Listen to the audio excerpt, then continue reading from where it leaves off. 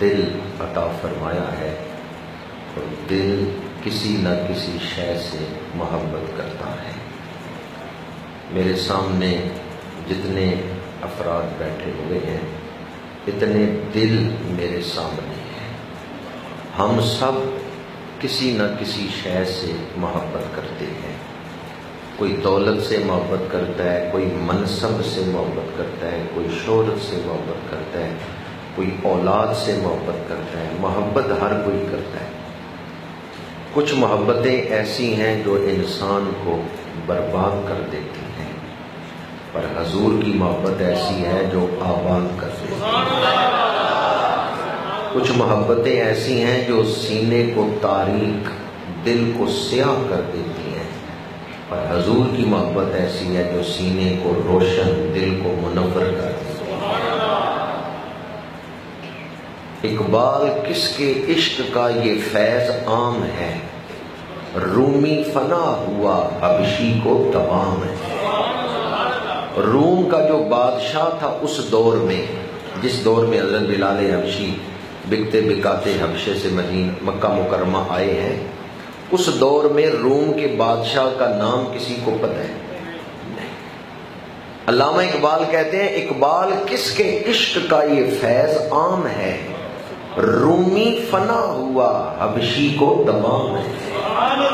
بادشاہ کا تو نام بھی کوئی نہیں جانتا، اور غلام کا نام آتا ہے تو نگاہیں ادب سے اٹھ جاتی۔ یہ کس کے عشق کا فیض ہے؟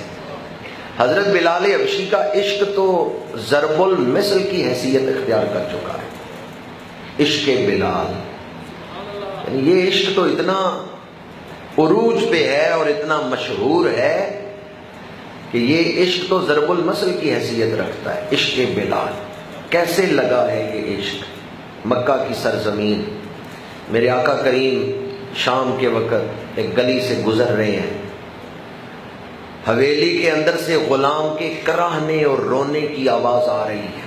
آپ اس حویلی کے دروازے پہ کھڑے ہوئے تو کیا دیکھا؟ سامنے ایک حبشی غلام چکی کے پاس بیٹھا ہے، رو رہا ہے۔ حضور نے فرمایا کیوں رو رہے ہو؟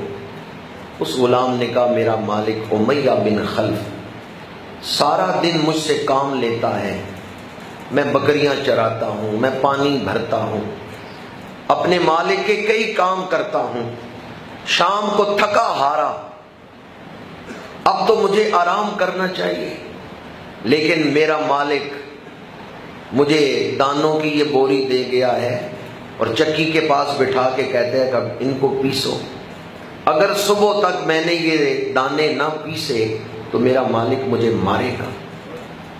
دن بھر کام کرتا رہا ہوں، اب رات کو مجھ سے چکی نہیں چلانے ہوتی۔